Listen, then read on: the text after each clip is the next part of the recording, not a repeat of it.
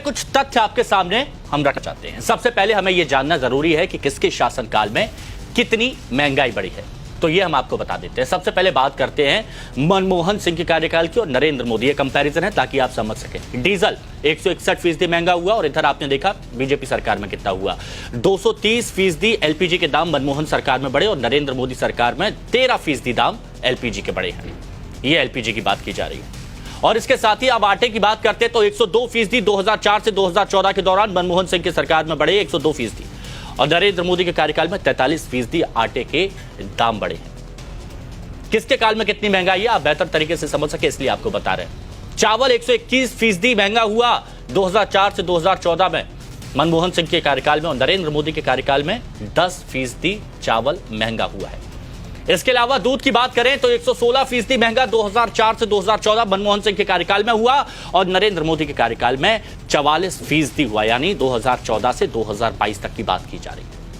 ये आंकड़े हम आपको बता रहे हैं।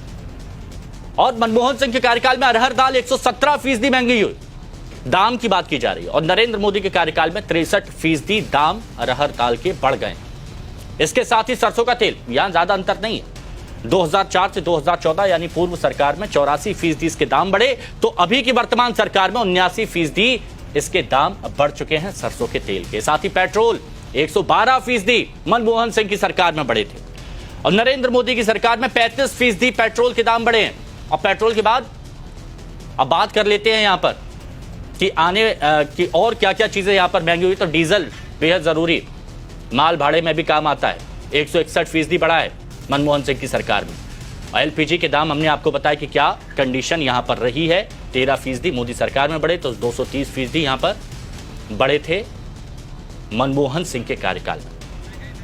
अब महंगाई दर की बात कर लेते हैं, वो भी आपको समझना बेहद यहां पर जरूरी होगा। महंगाई दर क्या कहती है? तो कांग्रेस काल में 2004 में 3.77% महंगाई दर, और उसके बाद देखिए ये कैसे धीरे धीरे बढ़ी। 2004 में 4.25% कांग्रेस के, तो बीजेपी की 4.9%, 2015 और 2016 की ये बात की जा रही है। इसके बाद आपको बताते हैं 2006 में कांग्रेस काल में 5.8%, और इसके साथ ही बीजेपी के शासनकाल में 2016 से 17 के दौरान 4.5% महंगाई दर रही।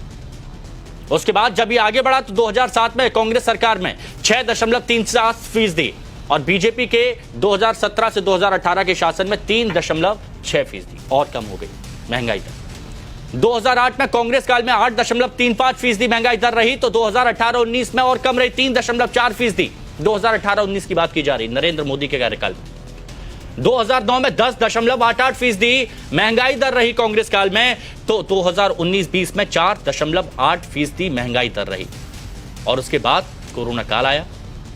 2010 में 11.99% मनमोहन सरकार में थी, यूपीए सरकार में, तो 2020-21 में 6.2%। याद रहे कोरोना काल शुरू हो गया था, ये हालात यहां पर हो गए। 2011 में पूर्व सरकार में 8.91% रही, तो 2020-21 में 6.2% ये महंगाई दर रही है। और इसके साथ 2012 में कांग्रेस काल में 9.48%, और 2020-21 में ये 6.2% रही। ये कोरोना काल किस तरह से आगे बढ़ा, उस वक्त की ये सारी परिस्थिति हमने आपको बताई। एक साल का विस्तृत ब्यौरा आपको दिया है ताकि आपको समझने में बड़ी आसानी हो कि महंगाई दर किस तेजी के साथ पूर्व सरकार में बढ़ी और महंगाई दर किस तेजी के साथ इस वर्तमान सरकार के हर साल में बढ़ी।